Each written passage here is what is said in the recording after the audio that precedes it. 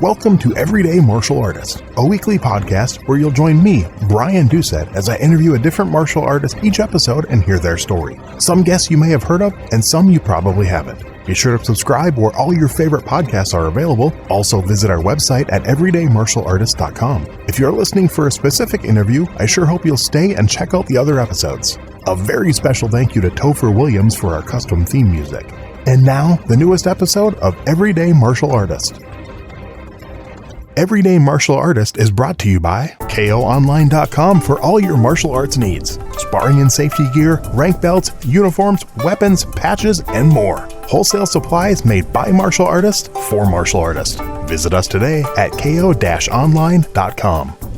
Hello and welcome to Everyday Martial Artist. I'm your host, Brian Doucette, and as we do every week, we're joined by a brand new guest talking about their life and their journey throughout the world of martial arts. My guest today was born in Milan, Italy, in a family of writers. After high school, he moved to Los Angeles and attended Santa Monica College and later graduated from UCLA with a BA in Anthropology. When he was 20, he co-authored his first book and co-authored 2 more books, and his first solo book was published when he was 22. He currently teaches at a couple of universities and hosts 2 podcasts, History on Fire and The Drunken Taoist. You may have seen or heard him as a guest on other popular podcasters like Joe Rogan, Carolla, and more. He's been training in martial arts for over 32 years. Please welcome my guest today, Mr. Daniele Bolelli. How are you doing today, sir? Good. Thank you so much for having me. Oh, thank you for taking the time. I truly appreciate it, and I'm looking forward to learn more about you. So, let's go play. All right. Well, what we like to do with all my guests, I want to go back to the very beginning, and I want to know kind of what started your martial arts journey. Where did that first spark, that first interest came from that led you down that path? I think there are probably 2 answers to that. There's the obvious one, which I think it accounts for pretty much anybody of my generation and probably even of current generations, is that, you watch stuff. I probably watched Bruce Lee and I was like, whoa, what's that? That's amazing. That kind of thing. But then, of course, the other side to it is I tend to spend a lot of time in my head. I've always been reading a lot, writing a lot. My work is very in your head kind of stuff. So I always found it refreshingly beautiful to do something where it's purely objective. Like in martial arts, you either do well or you don't. There's very little arguing. If you're sparring and it's pretty clear if you're doing well or not. Right. So I like that simplicity of taking a break from, you can come up with the most sophisticated argument in the world and there will be somebody who, based on no evidence, just dismiss it, or, you do it yourself to other people. So the point being, so much of what we do at a mental level can be argued. There can be debates, there can be discussions. I really enjoy the simplicity of a discipline where the evidence sort of speaks for itself. Okay. What age when you first got involved in actual structured training, and what was that first style you jumped into? So I started training at 17 when I was still in Italy, and I was training primarily Chinese martial arts. And I continued with Chinese martial arts in the early part of, I think I got more serious about it when I was about 21. Okay. I'd started by that point, after experimenting with a few styles, I started getting heavy in this one style called Kung Fu San Soo. That's it's really more likely than not, that's a variation on Choi Li Foot, but very changed to an American context. And that's kind of what I started going real heavy on. And then eventually from there, I moved more toward combat sports, toward jiu-jitsu, judo, boxing, MMA, that kind of stuff. So that first style you studied, what was it when you took that first class, and what was it about it that made you say, I'm going to keep doing this, I'm going to make this part of my life? Kind of what stands out, maybe those first few classes and that first instructor? I think, honestly, the first 4 years, I was just dabbling around, just trying things, and I wasn't really that sure about anything, but I did enjoy the practice. I did enjoy getting sweaty and working and seeing. But there was nothing in particular that called out to me. I think when I started San Soo, I was intrigued with there was an element of, San Soo is more of a traditional style, and yet there was a little bit more freedom than in much traditional type of training, where there was a lot more, after you learn some techniques, you are supposed to put them together in a free flow sequence when somebody's coming at you. Now, it's not sparring because it's still there are pre-established role. One guy is attacking, one guy is defending, but you don't know how they're going to attack you, and you also don't know how what techniques you will use. You'll have to sort of put them together on the spot. So I enjoyed that kind of training. I found it very freeing in some way. I found it fun. I did like the idea of a style that was emphasizing self-defense, but in slightly more realistic fashion. Okay. And then, so those first few years before you got involved in the combat sports, did you do any kind of competition with those at all, or? No, not much of a thing at that time. I mean, I did once, I think the only time, because especially in Sansu, they weren't doing competitions. They did one time this big event where they did the forms, and I trained in other Chinese styles where there was so much more emphasis on forms and precision. Right. So I did well in that, because most of the people training Sansu were, to be honest, fairly awful at that stuff. So I enjoyed. I remember, playing with the staff, playing with weapons and things like that, and I had a great time with it. What was it that then led you to combat art? I think it's the classic problems of self-defense styles that, while in my opinion they are sometimes wrongly downplayed by combat sports folks, because I think they do offer some great things. The problem is that you end up talking about it. There's so much that's hypothetical, because the reality is that you can never train fully realistically or you kill each other. Right. So there's always the question of, I would have done this, or this would have worked. And it's like, do you know that would have worked? Have you ever tried that against somebody who's coming at you full power, full speed, packed with adrenaline, Could it work? Sure. Would it? Less sure, and so I did enjoy, even though combat sports, of course, you're limiting the range of techniques that you can execute, and some of them are obviously very unrealistic from the point of view of self-defense.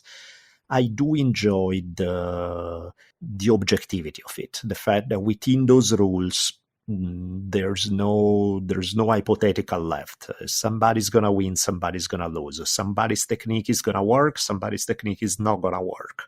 And I enjoy that aspect. I found that too often in self-defense arts, people became really good at talking and not quite as backing it up. I've noticed that a lot too. Yeah. Nice. So then when you finally decided to go towards the combat side of martial arts, I'm assuming by that time the UFC had already come out?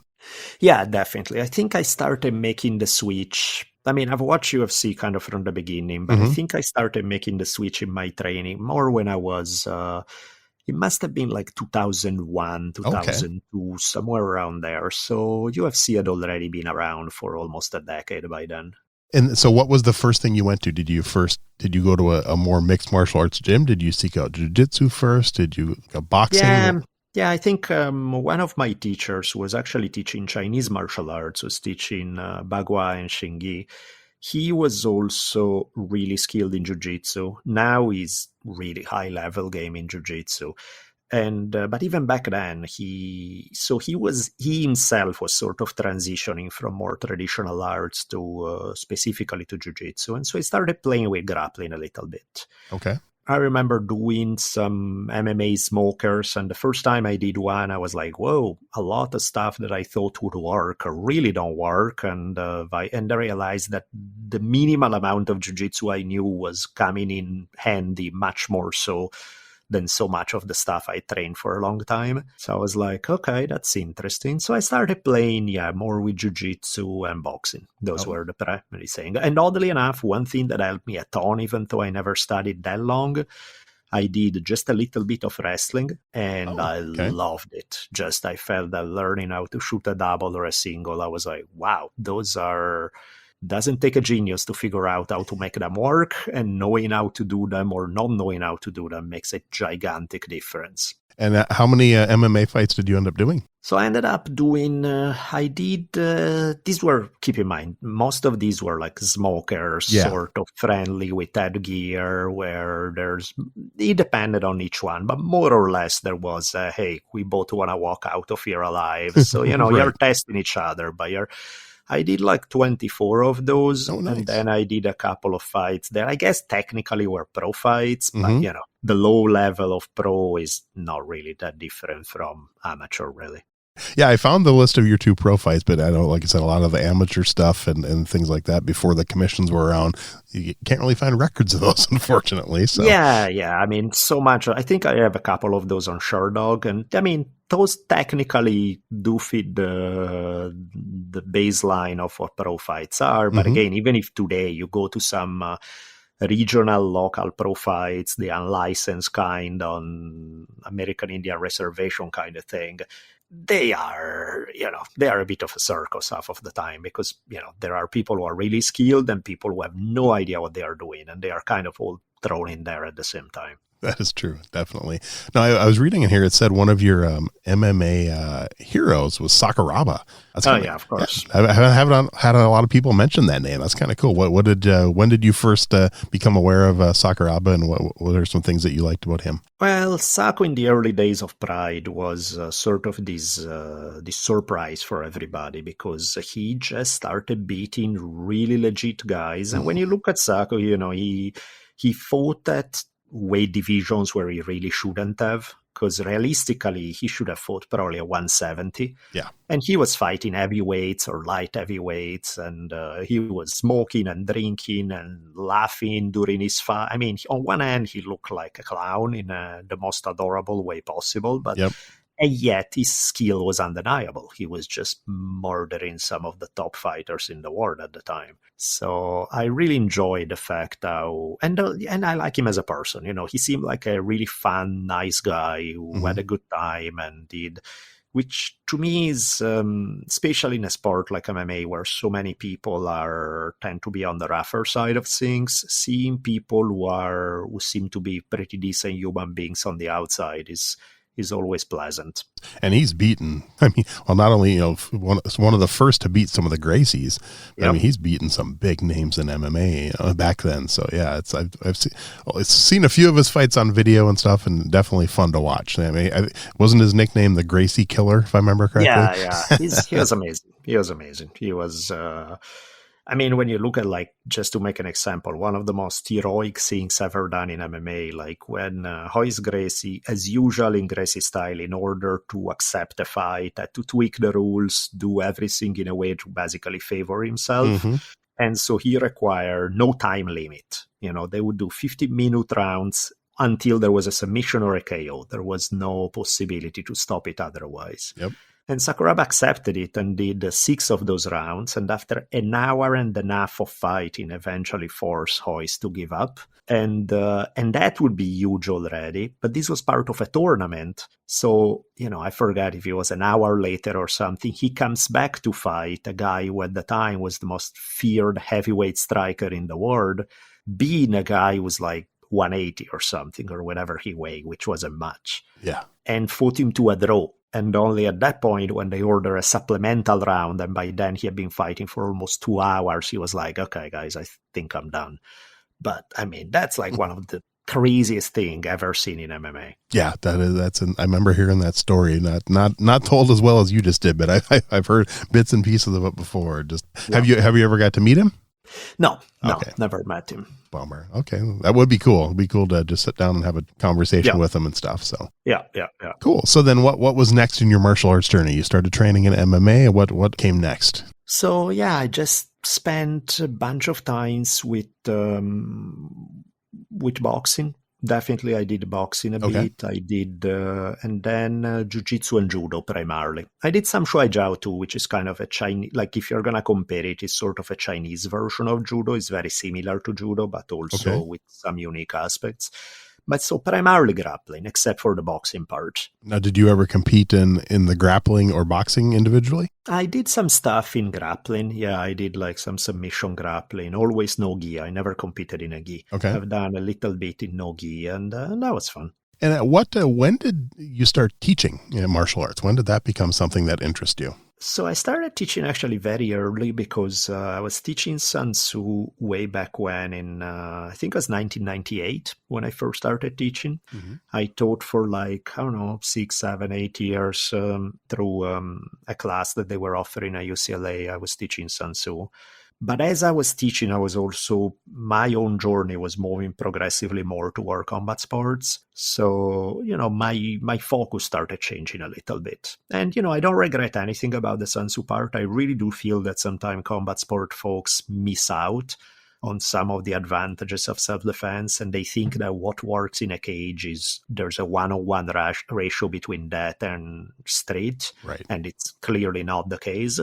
At the same time, I do think that there's a lot in combat sports that can translate to self-defense, sometimes even better than some self-defense art. So to me, it's really, if you want to talk about effectiveness, and especially effectiveness not in a sporting context, is a mix between what you learn from combat sports versus what you learn in more self-defense oriented arts. So is there any styles you haven't studied yet that you want to still?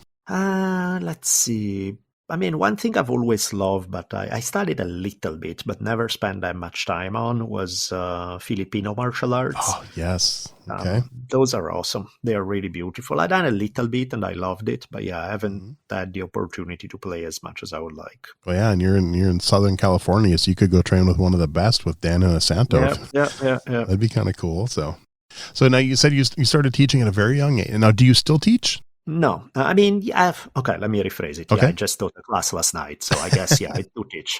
But not in a, I go in and I'm like, oh, I'll cover for you. I'll teach class tonight, or, things like so. Last night I taught both kickboxing class and jiu-jitsu class, but it's not my school. It's Right. not my program. I'm more like stepping in and covering, or, Okay. things like that. So think back then to when you first taught Sansu to now. What do you think has changed the most about your teaching style? Well, I mean, right now I'm teaching more combat sports than self-defense. I think I've always had a weird style in everything I did, because I train in so many things that whatever I did was never the pure thing, was always influenced by other experiences I had, even subconsciously. I remember when I would train with my boxing teacher, and he would say, it's funny because anytime you throw a good punch, it never lands. Because, yes, it's a good punch, but I've seen a zillion top-notch boxers throw the punch at me faster, harder, better. So you're doing good, but, anytime you throw a horrible punch, you hit me every time. Because you're hitting from weird angles that you really shouldn't be punching from, but completely catch me by surprise. I don't see them coming and they land. And I was like, yeah, that's kind of my gig. I tend to, whatever game I'm playing, it tends to be fairly unorthodox the way I go about it. That makes sense, though. That's kind of a cool way to look at it. I mean, I used to judge combat sports. I judged about 1,000 fights, and yeah, I did see a lot of bad punches land. So that does make sense. I mean, I remember I would do things that objectively make no sense. I remember faking shots in boxing, where it's not even legal. I can't shoot on a guy. I can't shoot a double leg. And so I would drop level and sell the shot so much that half of the time the person's hands would drop a little. And then I would throw an overhand or something. And it was funny because it's there's no reason why you should respond to that feint, because I'm feinting something that's not even legal. But if you feint well enough, sometimes it doesn't matter. You can create opening precisely because it's so unusual. And most people are not used to seeing it, and they freak out because they're like, what's happening? I was reading that I'm not sure if this is current, but do you coach and manage a female MMA fighter? Yeah, I mean, I don't know if she still want to fight or not. And I totally get it, because especially when you fight at a professional level, once you move from the low level regional, once you go to higher level, it's a rough game, because you're fighting really good people for next to no money. I mean, even the big organizations, they pay you nothing, unless you've made it to the top 10, you're seeing very little money, to a level that really doesn't justify the risks. So you need to really want to do it, and that needs to be your number one priority in your life. And I'm not that sure that that's what she wants. So I think she did well. She fought 5 times. She won 4 fights. 2 of those wins were in one of the biggest organizations in the world, because she fought for 1. Oh, yeah. And so, you have 2 wins in one of the biggest organizations in the world. That's awesome. I'm not sure. I don't know if also because, again, it gets tricky when you're dealing with matchmaking and promoters and things. It's like I don't have the most positive outlook on most of these folks, in the sense that I've seen like half of the time my problem is not so many, the stereotype of the promoters is that they are there to exploit you. And Right. that part is true. But more importantly, I find that they lack an ability to create characters, to create stories, to do stuff in a way that makes, like, so much of matchmaking is just throw stuff at the wall and see what sticks with no plan whatsoever. They offer you a really easy fight one day, a really horrible one the next, and there's no rhyme or reason, And so dealing with that is pretty frustrating. I definitely get that. Being a judge and working with a lot of different promoters, I definitely saw a lot of the bad side of MMA too, unfortunately. And it's gotten better, but the bad ones are still out there, unfortunately. So, but hopefully if she wants to, she'll do it again. It's a good record, whether she fights again or not. Obviously she got to, the one championship, which is not easy to do. So good. Congrats on that, and good for her. Yeah, and it was cool. Every one of her fights, even the one she lost, they were all exciting. I think only one of them went to the second round. They were all finishes. They were all in one. The one she lost, she got choked on a guillotine. The other one, she all got KO or TKO. Oh, yeah. So it was just like all very exciting stuff in that sense. Oh, but yeah. again, you take a lot of damage. I don't think she took no damage in fighting. She took, you take damage in training a lot of the time. So you're taking damage, you make no money. I can see how that would be not the most logical thing to keep doing for a long time. Agreed. Yeah, I could see that. It's definitely something I never wanted to do. I never considered that. So I've trained other people myself, but no interest in stepping in that cage myself. So yeah. When did writing become something that interested you? Kind of that has always been a part of my life, because since I was a kid, I grew up, my father wrote a ton of books, my mom was a journalist, so writing was kind of like breathing, it's just what people around me did all the time. It wasn't, so I started experimenting with it as a kid and kept doing it, published a book fairly young, and then kept doing that too. So writing has been, that's why today, like when I notice my daughter is, she's about to turn 14 and she's a killer writer, but I'm not that impressed, to be honest. Not because it's not objectively impressive, but because I'm like, oh, yay, you write well. Tell me something I don't know. It's like I grew up in an environment where writing well is pretty normal. So it's not. On the other hand, she's a terrific singer, and that impresses me, because I'm like, oh, I don't know how to sing word crap. I don't know too many people who are. That impresses me, because I have no idea how you're doing it, So I'm just like, whoa. Yeah, the singing part is cool, because I have 3 kids that all did musical theater, so all my kids can sing, and I can't carry a tune, so it impresses the heck out of me when I see that. Exactly. So did you get your daughter involved in martial arts at all? Yeah, she did. So far, she primarily did Taekwondo, which I find a fantastic intro arts for kids. Yes. And when it works on stuff that's already good for kids with flexibility. They are, honestly, in terms of pedagogy, I have never seen anybody better than some Taekwondo schools in how they teach class, how they handle things for kids. I find it a fantastic starter martial art for kids. I would agree. Yeah, that's my core style is Taekwondo, and that's what all my kids did for 7 to 8, 9 years each. So yeah, exactly. I think it's a fantastic thing to get kids in, because there's a certain simplicity to it that's perfect. That, sometimes you see some jiu-jitsu moves where somebody's talking for 5 minutes trying to explain it. Trying to show that to a 7-year-old, you're going to get, you lose them really fast. Yes, that is true.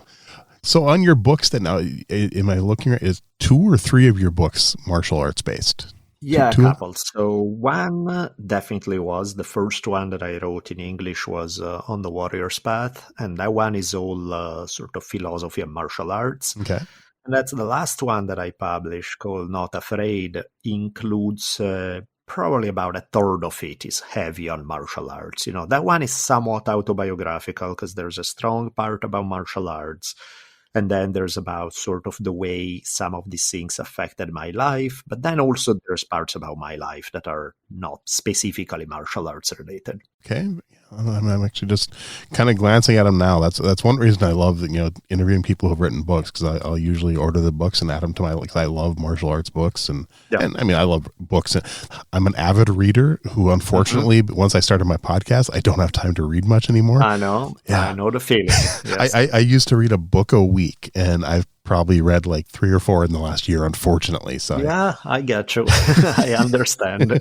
Yeah, because you do 2 podcasts, so you definitely not like me. You stay busy. So let's talk about that a little. What made you decide to get into podcasting? So that was weird. It's I ended up, I'd written a book back in 2011, and for a series of events that don't really make too much sense. There was a lot of luck involved, objectively speaking, and but some guy named Matt Staggs was helping me out, trying to get the word out about this book. And he calls me one day and he was like, "Oh, I got you on 2 podcasts on Adam Carolla and Joe Rogan." And I had no idea what podcasts were. I mean, I heard of Carolla, I heard of Rogan. I kind of knew what they were. So I was like, oh, cool. That's nice. But I remember I think Rogan may have been my first podcast or was the second, one of those. And, it's biggest podcast in the world. And I got there and I was like, I remember getting there and Joe wasn't there yet. And there was Brian Redban. And I was like, podcast? What are we doing exactly? And he was like, it's kind of like a radio, but you can cuss. I was like, okay, good. I can do this. And it worked out well, and like the first episode really worked well. Like Rogan ended up liking me, his audience liked me, so he had me on a bunch more times. Of course, because of being on Rogan, then I ended up being a guest on 3 zillion podcasts as a result of that. And eventually then I started seeing the potential in the medium, realizing how many people who listen. And I was like, okay, there's something interesting there. So I started my first one in 2012. And then in 2015, I put 2 and 2 together because, one of the main ways I earn my living is I teach history in university. Yep. And so I was like, okay, I teach history. I'm already podcasting. One of my favorite podcasts is Dan Carlin's Hardcore History. So draw your own conclusion. Maybe you should do the damn history podcast. And so I started doing that. I quickly realized it was way harder than I thought, in the sense that the amount of preparation required is brutal. So I read a lot, but it's primarily history these days. I don't get to read for fun too much. Mm-hmm. But then, once I started doing it, it got big fairly fast. Got a lot of success as a result of it. So I was like, okay, this is great. I can do this. It's another way to tell stories. Books are hard. Yes. Selling books is a very hard thing to do. The market is less and less people read. There's so much out there. Making podcasts is considerably easier. I still get to tell stories in a different format, and I have a good time with it. And that's History of Fire. Is that one? So that's just all about history. And do you have guests on there? Or is it just you telling stories? No, that one is just me telling stories. Okay. I do a deep dive of research in any one topic I find fascinating. Anytime, any place kind of thing. It can be 5,000 years ago or 50 years ago. It can be US or any other part of the world. And then I read everything I can and then put it together in a way that hopefully is exciting and keeps listener at the edge of your seat, but at the same time being historically accurate, and in some cases when you are not sure what's historically accurate, because there's a lot of myths that get to be passed on and nobody knows for sure, you just present it as such. You say, look, this is what some people say. The evidence is shaky at best. Draw your own conclusions, Nice. And I'll definitely put links out there for both of them and check that out. So now the Drunken Taoist, what is that about exactly for people to want to check out? So yeah, that's a hard one. I think that's why it's a harder one to sell in a way, because there is no exactly. It's about life, it's about anything. the topics change dramatically episode to episode. Different guests come on. One day I can talk about martial arts. One day I'll talk about Taoist philosophy. One day we're talking about sports. One day we're talking about, really anything. So it's sort of a container for whatever I feel like chatting about on that day. And how often do each of those come out? So Drunken Taoist typically is about a couple a month. So about 2 episodes a month. Okay. Those are easy too, because I don't really need to prepare that much. Yeah. And then History on Fire is used to be 1 a month. Right now it's 2, but not because I'm creating 2 a month. It's because I have some back catalog that was behind the paywall for a while. So I'm getting to release that for free now for the first time. So that allows me to put 2 episodes a month, but I'm really not creating more now. Like 1 a month is insane because it's already a brutal pace compared to how much you have to study. So I'm doing 2 a month for now, but it's not going to last very long. I do 1 a week, and it's a lot of work. Yeah, it definitely is. I mean, I love editing audio, so that's why one reason I'm willing to do it. But I mean, I spend about 4 to 5 hours on each episode editing the interview to get it ready. So of course, it's fun. Definitely. So question: then all the times you've been on the Joe Rogan show, did you ever get to talk martial arts with Joe? Yeah. Oh, cool. He's one of my dream guests. I've put the request out, and I'm just fingers crossed that I'll get an answer back. But he's another one who's been martial arts his whole life, so he'd be fun to talk to. I love the people who you don't know for being martial artists like that. That's not what he's known for and stuff. So he'd be another fun one to chat with. Yeah, Joe is a hard one to get a response from on anything. That's why I think, honestly, I got really lucky with that because I mean, even now I've been on his show 9 times. Wow! If I email him or send him a text, 99% I'm not going to get a reply. That's just how it is. And I've been on his show 9 times. It still doesn't mean much. The odds are I'm probably not going to get a reply. He's a busy guy. I understand that. So. Yeah, good. definitely. So what you've trained in multiple martial arts yourself. You've been to different schools. You've had your daughter in martial arts. What is some advice you'd give someone who's thinking of getting involved in martial arts for the first time in their life? They've never done it, and they're just kind of wondering, hey, what are 1 or 2 tips you'd give them, and maybe 1 or 2 things they should avoid? I mean, I guess number 1 is what they're in there for. They should ask themselves the question, like, what are they trying to get out of it? Because that makes a big difference.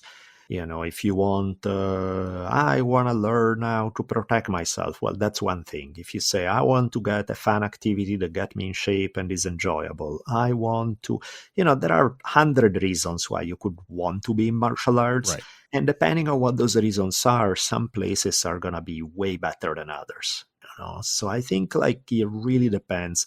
Other than this more general thing about depending on what your goals are, you really need to go different places. I think then the other aspect is go check out classes, look at the people who go there, see if the culture of the place is something that clicks with you, where you feel good. And because ultimately you're going to have to spend a lot of time with these people, so you need to like them somewhat. If you don't like the instructor, you probably shouldn't be there. Even if it's the best style for you in terms of what you want to achieve, being at a place with instructors you don't like, not worth it. Right. Never mind the danger level, because you're really, training with people. If they are excessively hard, you can take damage. It's like, so really you want to find a place where you feel comfortable. That definitely makes sense. Yeah. That's why I feel bad for people who live in really small communities where they don't have, maybe there's only one school, if any at all.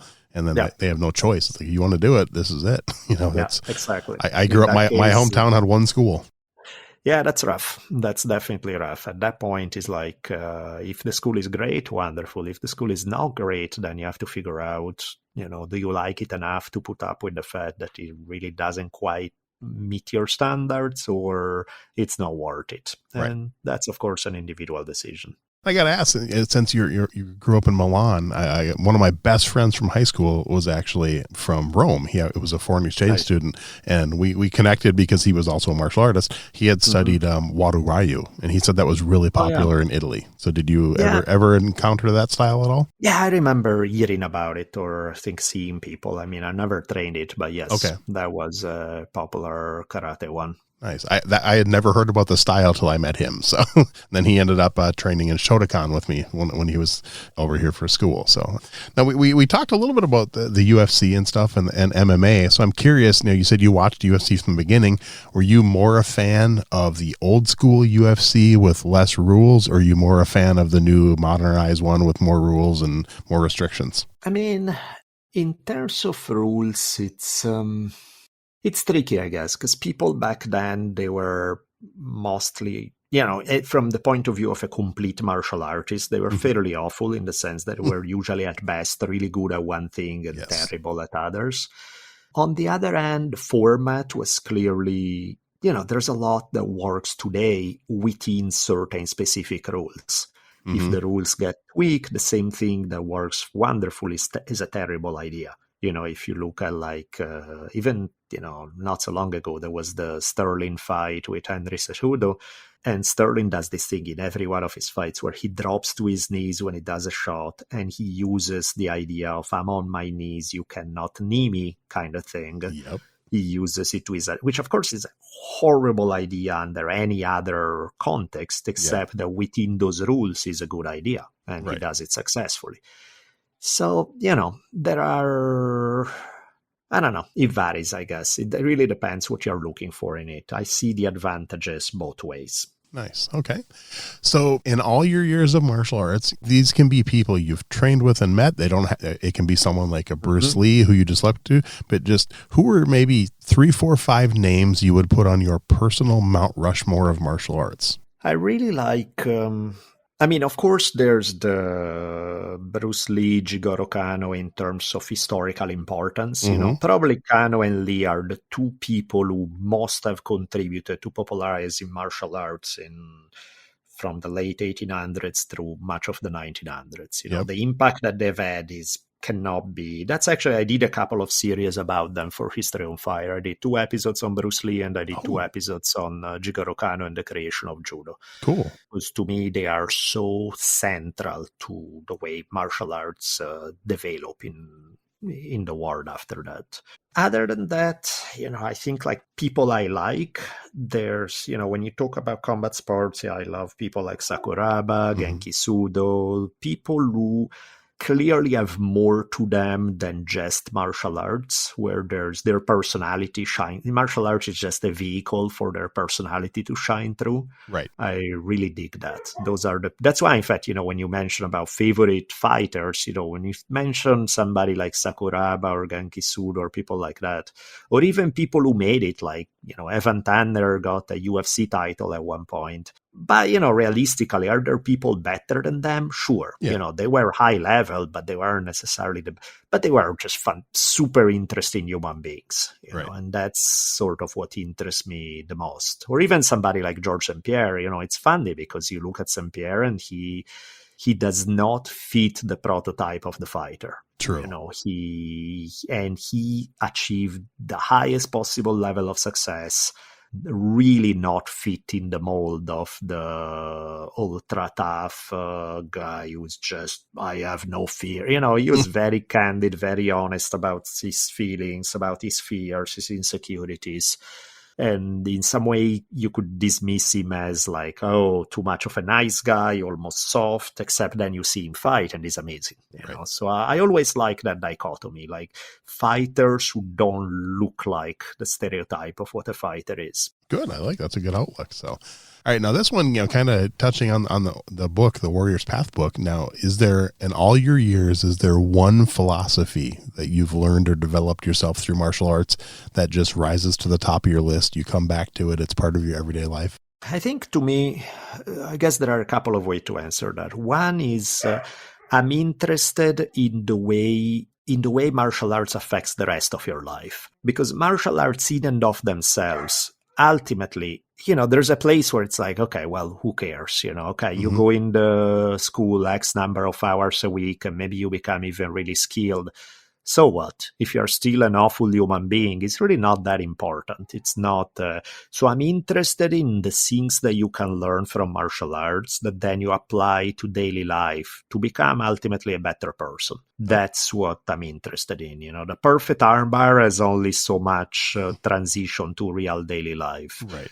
The tools to work on your character to become a more pleasant human beings, well, those are things that matter a lot.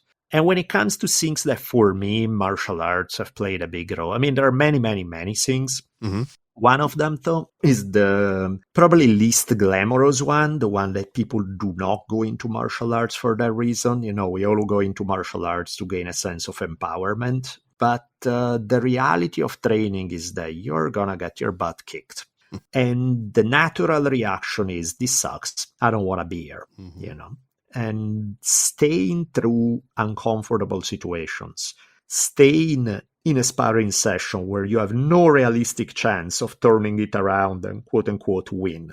You're fighting essentially an hopeless fight because the person is just way better than you, and there's nothing you can do whatever you want, but they have your number, and it's not just a blow to the ego, but also physically it sucks. Being physically dominated by another man is not a fun experience by any stretch of the imagination.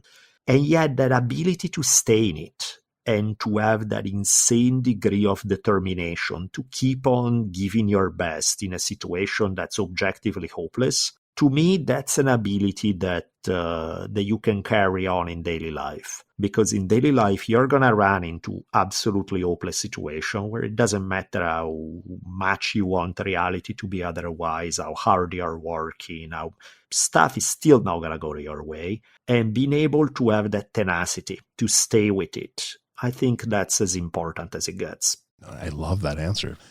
Now, your daughter in Taekwondo, I should have asked this earlier, but does she compete? Has she gotten into the competition side of things? She did some, then there was COVID, so that kind of shuts things down for quite a while. And now she's still training, but I think she's doing so much stuff that her focus has shifted a bit. So especially because she's so intense about singing and music, she still like to train, but that's definitely not the number one focus. So what does she like singing? What kind of music?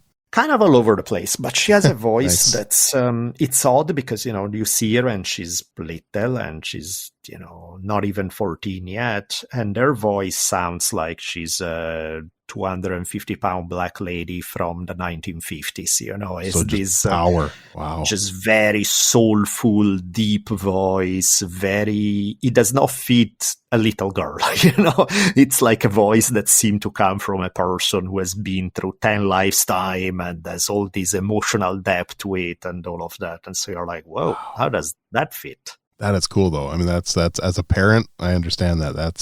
The first time I saw one of my kids do a solo, like, wow, where did that come from? Yep, definitely. That's good. Proud parent for sure. You've done a lot in martial arts. You've been doing it for most of your life, kind of like I have. So what's left? What do you still want to accomplish in martial arts? Do you have a goal, or are you just living it day by day? Yeah, very day by day. I don't really have a goal. I'm enjoying, I check certain milestones in terms of training. I have black belts in a few arts. I got a black belt in jiu-jitsu, judo, sansu, of course, from way back when. Mm-hmm. I enjoy teaching, but, there's nothing really that I'm trying to achieve. I'm just, in an ideal world, I just want to be able to keep training as long as I possibly can, having fun, enjoying, and deriving all the benefits that I've gotten from it. But I'm not trying to get anywhere with it. Okay. And you had mentioned you had an interest in Filipino martial arts. So have you done any other weapons training at all? Yeah, I did some earlier on, but I like the Filipino martial arts have an element of realism that I had not found in many other styles. Right. What's your favorite weapon to train with? I think purely in terms of how it feels for my body to use, I really like long stuff, like 6 foot tall stuff, bow stuff kind of thing. I really enjoy that a lot. And then I do like all the stick, blades kind of thing. Mm-hmm. I like the bow staff too. I think mainly I like the bow staff because it's probably the most realistic and practical one. Because you could like a pool stick or a broom handle or anything can become a bow staff. So absolutely. Nice. Absolutely. All right, I got a few fun questions to wrap it up, and you were curious on your answers on some of these because we're cool. I looked at your birthday. You're 13 days older than me. We were both born in January '74. So hopefully some of these will have the same answer. But first one, and you can't pick one of your own. Favorite martial arts book. Favorite martial arts book? That's a hard one because I've read so many. Like, of course, being a voracious reader and being into martial arts, I read really a lot. I did enjoy a lot. I think that's a testament to how good a writer he is. There are some books by John Stevens. He did some biographies of various martial artists. He did a biography of Ueshiba. He did a biography of Tesh, who was both a Zen master and a sword fighting instructor. I really enjoy those. Those are fantastic. I enjoy, there's so many. It's hard to pick one. It's hard to pick, or even two or three. It's like there's, on the philosophical level, there were many that, it's so hard to, I'm trying to, like, my brain is going in so many different directions. I'm probably forgetting some that I'm just like, oh my God, that's like, how could I forget that one? That one is amazing. See, I'm the same. It's like, I asked the question mainly because it just gives me more books to add to my library, but I could never answer it myself. I mean, like I have, I probably have maybe a top 10 list, and I have like one, if someone wants me to recommend a book to someone else, usually the first one I'll say is Zen and the Martial Arts by Joe Hyams. Yeah, just because it's a short book, it's a quick read, and it's so good. I agree. And then it kind of depends, if it's a biography someone wants, I got a list of about 10 just martial arts biographies I recommend, depending what they want to read and stuff like that. So yeah, it is a hard question, but I still love asking it. Yeah, for sure. One that I remember, like just throwing some random stuff out there. I remember reading On Boxing by Joyce Carol Oates. That was a really interesting meditation from a lady's point of view about the art of boxing. There's a friend of mine, Sam Sheridan, wrote a couple of great books, one called The Fighter's Heart and the other one called The Fighter's Mind. The Fighter's Heart is a lot of it about his experience in Thailand, training to fight there. There's, he's a great writer, and he makes really good points. So yeah, I like his stuff for sure. All right.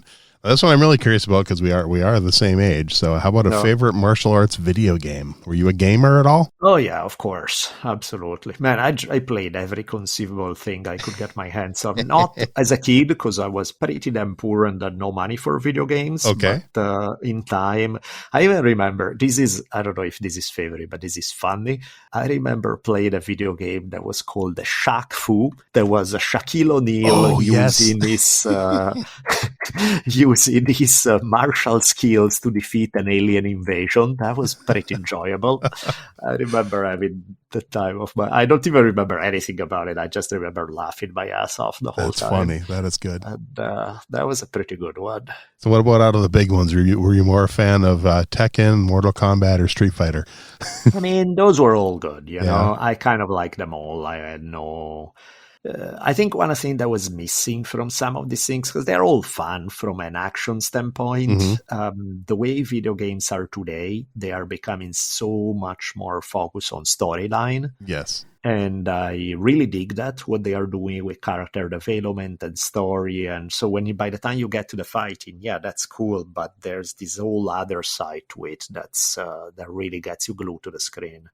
Like I played one not so long ago, Ghost of Tsushima. I've heard of that, yes. Yeah, my God, it's as good as it ever gets. It's set during the attempted Mongol invasion of Japan. And I think it's late 1200s, if I remember correctly. And, in the first scene, the samurai defending this island are pretty much all wiped out, and they are sort of a lone survivor of this horrendous defeat. And then now the game starts, and you have to, the whole plot is you as this samurai on this island trying to figure out what to do as one guy in the face of this invasion. And it's so good. It's so good. The action is beautiful in terms of sword fighting. The world that they build is amazing. The storyline is incredible. there's a whole philosophical martial tension, if you will, between like your uncle, who's an old school samurai, about what's honorable combat versus your approach as you develop in the game. That's like, honorable got us all killed. Is it honorable to fight in a certain way that leads to you losing and your village getting massacred? Is that really honorable, or is it more honorable to do what you got to do for the sake of saving everybody? And so it's very interesting. I really love that one. I'll have to check that one out. One of my other guests talked about it too, so I definitely need to check it out, I think. So, all right. It's a great, great game. How about a favorite martial arts TV show? TV show. I'm just watching it right now as we speak. I'm watching Warrior, the one that was so good. Originally based on a Bruce Lee idea, but developed, produced by his daughter, and I'm having fun. I'm watching season 1 of that right now. It's definitely well done. Yeah, I need to go back and rewatch that and get caught up, because I watched the first season and I think part of season 2, and then I think I had to stop, but I need to go back and rewatch it, because it is so good. Good acting, good martial arts, fight scenes, everything. Yeah, that one was awesome. Absolutely. What are some of yours when it comes to shows? So me, I'm kind of all over the place. I mean, like right now, obviously Warrior, and I'm a Cobra Kai fan. Just because I was a big Karate Kid fan, but I go old school. Like, I mean, like Walker, Texas Ranger and Highlander are good. I liked Into the Badlands, but then even earlier than that, I loved in the early 80s, the Ernie Reyes Jr. series Sidekicks. Oh, yeah. I loved that. I loved a show called Street Justice that was on in the early 90s. With Carl Weathers from Rocky. So that was a good one. And I even, it was a bad show, but the Master in the early 80s, the really bad show about ninja.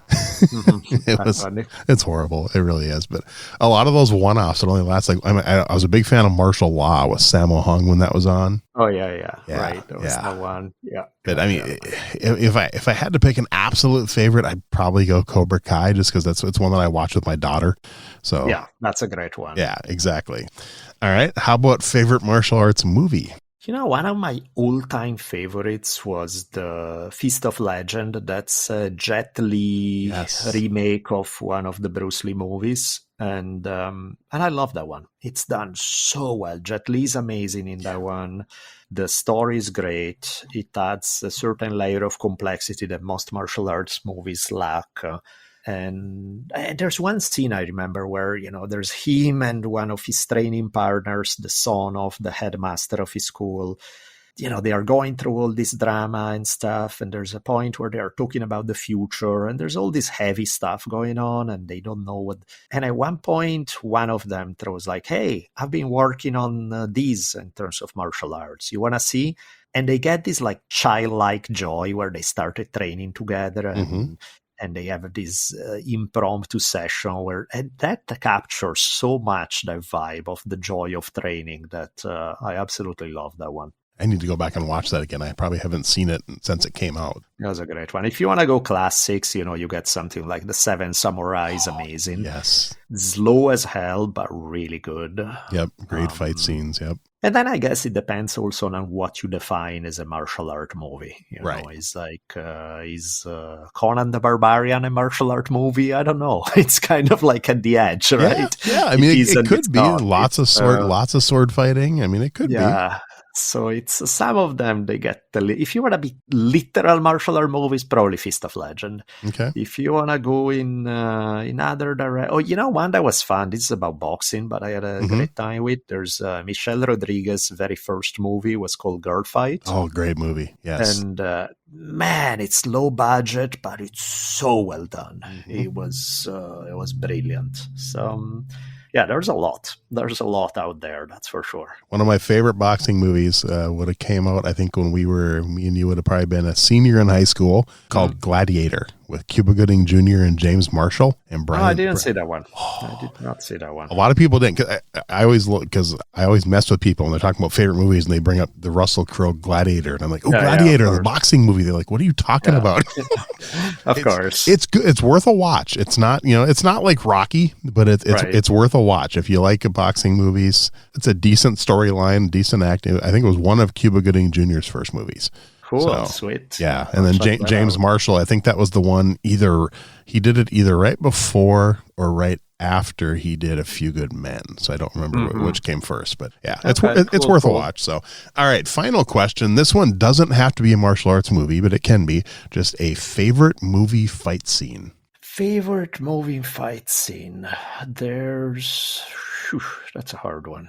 There's so much. There's something that comes back to me. I don't even really remember the fight scene, but I remember the setup. Do you remember that TV show from way back when? Not the remake, like the original stuff, Miami Vice. Oh, yeah, Don Johnson, yep. Yeah, there was some story that probably made no sense, but it involved like some kind of Japanese crime organization, Yakuza kind of thing. Oh. And there was this one sword fight where these two guys have, and there's this bluish light, rain falling, and these two guys put up their swords. I remember just the setup to it. I was like, oh, wow, this is amazing. Really? I don't even remember the fight, but I remember just the whole setup to it, the lightning, everything was just incredible. I'll have to check to see if I used to watch the show, but it's been a while, so I'd have to go and I have, it goes so far back in time that I don't remember pretty much anything, but that scene I remember stuck with me. Nice. One other thing I just thought of that I had it written down to ask you about, but this Geek Nation tours, you do like tours to Japan or something? What's that about? Just a little bit. Oh, yes. So I haven't done it yet, but the idea would be that next year, if everything goes well in April, the plan would be to go to Japan and be part of this tour where we explore the history of Japan. Specifically, we're exploring early samurai stuff. So the period from the Genpei War through the attempted Mongol invasion. So 1200s, right around up until that time. And, I've never been to Japan, so that would be fantastic. Wow. I would really look forward to this as a special treat. And that's the idea. I'll definitely put a link for that too, because that looks like it would be just amazing to do. So hopefully, I'm excited just as much as if I get to go and help with telling the history, I would be like, wow, I want that experience. So sure. Oh yeah, I mean, as a history nut, I imagine you'd be looking forward to it. So that's good. Very cool. Nice. Yeah. Well, anything before I let you go? Anything maybe I forgot to ask you about, or you want to be sure to mention before I let you go? No, I think this works perfectly. Nice. It's so much fun. I mean, you have a great story, and I'm definitely going to go back and listen to your Bruce Lee episodes and your Jakaro Kano episodes and of your podcast, and I subscribed to it when I first heard about you, and I just I only listen to podcasts when I'm in the car, because if I'm at home, I'm working on my own podcast. Right. So yeah, I get to listen for about 20 minutes a day when I'm driving back and forth to work to every podcast. That's I listen kind of how I do it too. Exactly. So you do what you got to do, but I so much appreciate your time. I love your story, and I can't wait till this episode comes out. If my calendar's right, I think your episode will be out June 8th. Good. So just a few weeks, but I truly appreciate your time, and it's been a blast chatting with you. Thank you so much. That's fun. Thanks for listening to Everyday Martial Artist. We hope you will join us every week for a brand new episode with a different martial artist telling their story. If you enjoy the show, be sure to leave us a review. Also, be sure to check out our website at everydaymartialartist.com. There you can find all of our episodes and contact us to suggest guests and ask questions. Again, thanks for listening to Everyday Martial Artist, and we'll see you next week.